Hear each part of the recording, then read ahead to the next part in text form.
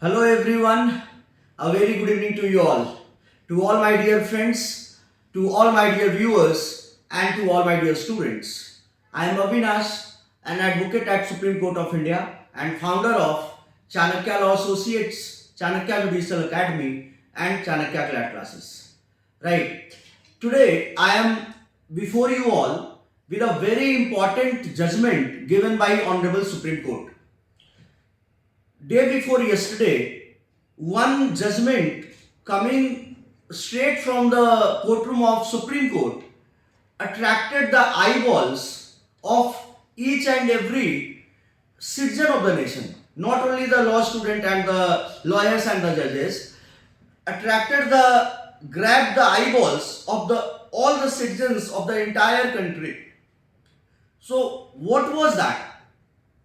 Supreme Court basically acquitted a man who was accused of rape under section 376 and was punished for 10 years. That person was acquitted by Honorable Supreme Court and the reasons were very authentic. Supreme Court held that every breach of promise to marry is not rape. Every breach of promise to marry is not rape, and Supreme Court demarcated made the distinction between the false promise and breach of promise. दोनों अलग अलग बातें हैं, confuse मत होना. False promise अलग है and breach of promise अलग है. तो सबसे पहले इस पूरे केस का फैक्ट समझते हैं. इस केस में हुआ क्या था? एक लेडी है जो यहां पर सर्वाइवर के रूप में अपने आप को पोर्ट्रे कर रही है, जो विक्टिम है, जिन्होंने केस किया है, जो अपने आप को कंप्लेनेंट के रूप में रखा. She was a married woman having 3 children. वो एक शादीशुदा औरत थी और उनकी 3 संतानें थी. जो अक्यूज था वो उनके घर के सामने रहता था. अक्यूज एक टेनेंट के रूप में सामने वाले घर में, जो महिला रहती थी उनके सामने वाले घर में रहता था. महिला ऑलरेडी शादीशुदा थी और उसके 3 बच्चे थे. जो प्रोजिक्यूट्रिक्स है, मतलब जिन्होंने केस किया रेप का, उनका she developed a liking for that particular man and entered into sexual intercourse with him. और उस sexual intercourse से she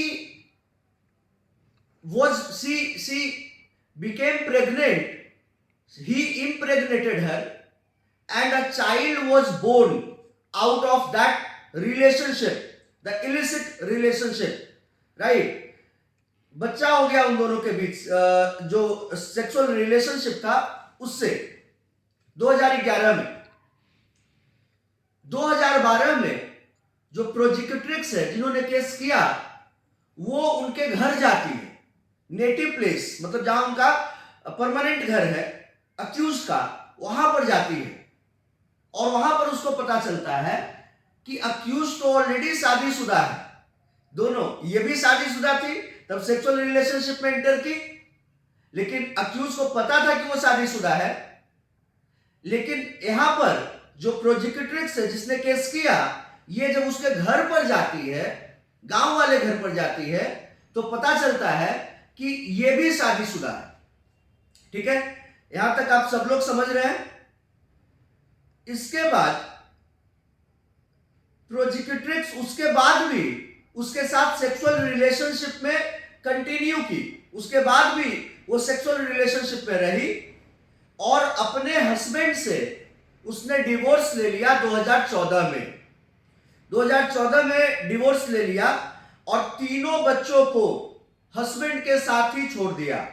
तो कस्टडी हस्बैंड को ही दे दिया, हस्बैंड के पास ही छोड़ दिया 2014 में. और उसके बाद भी वो अक्यूज के साथ रही सेक्सुअल रिलेशनशिप में.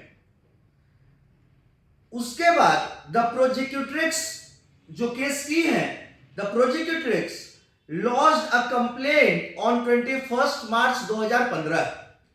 2015 में 21 मार्च को उन्होंने कंप्लेन किया that she had consented for sexual relationship with the accused and the accused had promised her to marry and subsequently did not marry. Right?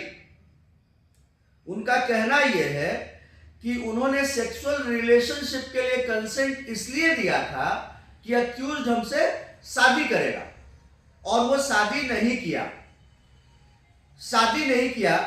तो ये रेप है, ये रेप हो गया। तो सुप्रीम कोर्ट इसी मैटर में, इसी पॉइंट को लेकर के सुप्रीम कोर्ट ने अपने आर्गुमेंट्स भी दिए और सुप्रीम कोर्ट ने ये बोला कि every breach of promise is not rape.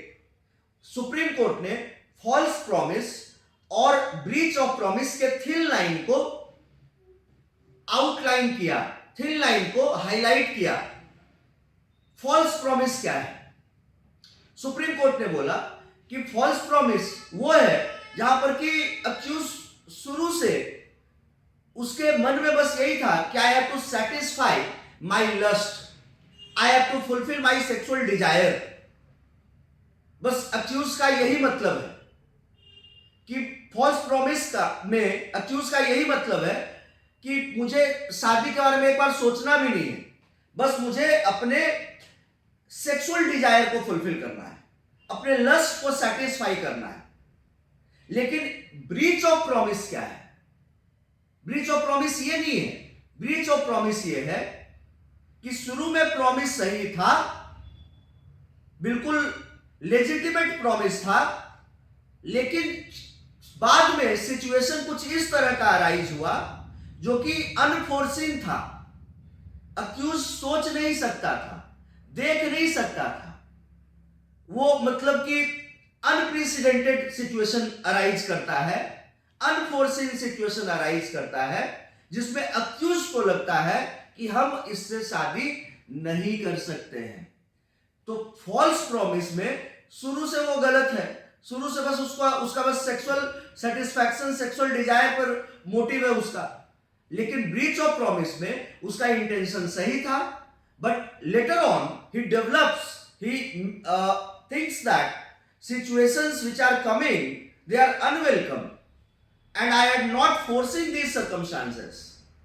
These circumstances are unprecedented and it is, I cannot live with this girl, with this lady in question.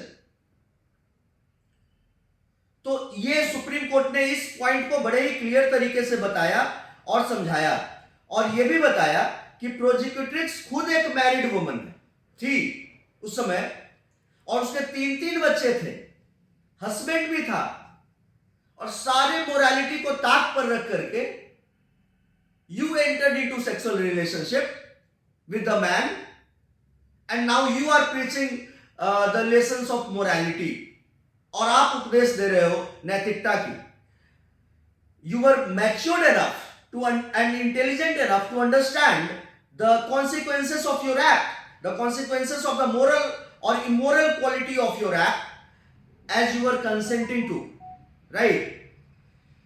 और उसका पूरा का पूरा जो सुप्रीम कोर्ट का कहना है कि for entire conduct during the course of such sexual intercourse relationship with the accused is closely seen, it appears that कि उसने अपने हस्बैंड को धोखा दिया, अपने 3 बच्चों को धोखा दिया, और बाद में एक दूसरे गैर मर्द के साथ संबंध बनाती है, और बाद में उसको पता भी चल जाता है जब उसके नेटिव प्लेस पे जाती है कि ये शादीशुदा है, उसके बाद भी उसके साथ संबंध बनाती है, उसके बाद भी उसका सेक्सुअल रिलेशनशिप कंटिन्यू करता है, और 2014 में जब डिवोर्स ले लेती है अपने हस्बैंड से, उसके बाद भी सेक्सुअल रिलेशनशिप कंटिन्यू करता है।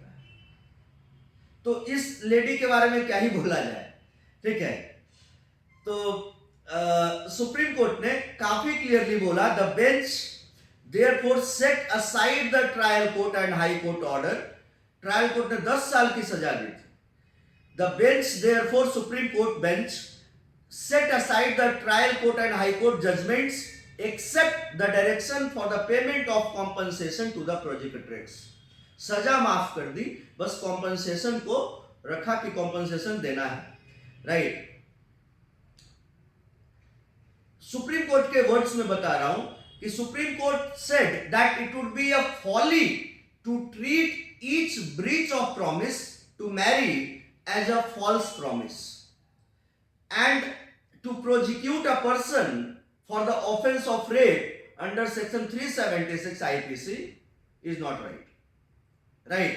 तो ये केस को मैंने काफी डिटेल में आपको समझाया है कि that Supreme Court acquits man sentenced to 10 years imprisonment. This line attracted so many eyeballs कि सुप्रीम कोर्ट ने acquit कर दिया 10 years जिसको रेप की सजा मिली थी।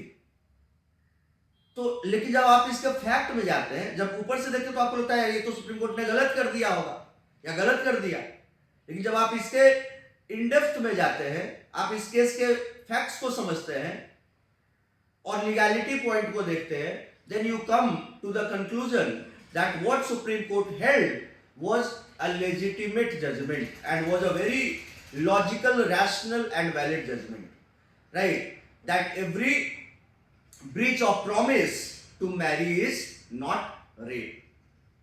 I hope that I have made the point very clear, made the judgment of Supreme Court in a very easy and understandable language. Stay tuned to our YouTube channel for all the legal updates. Thank you everyone for watching me. Jai Hind.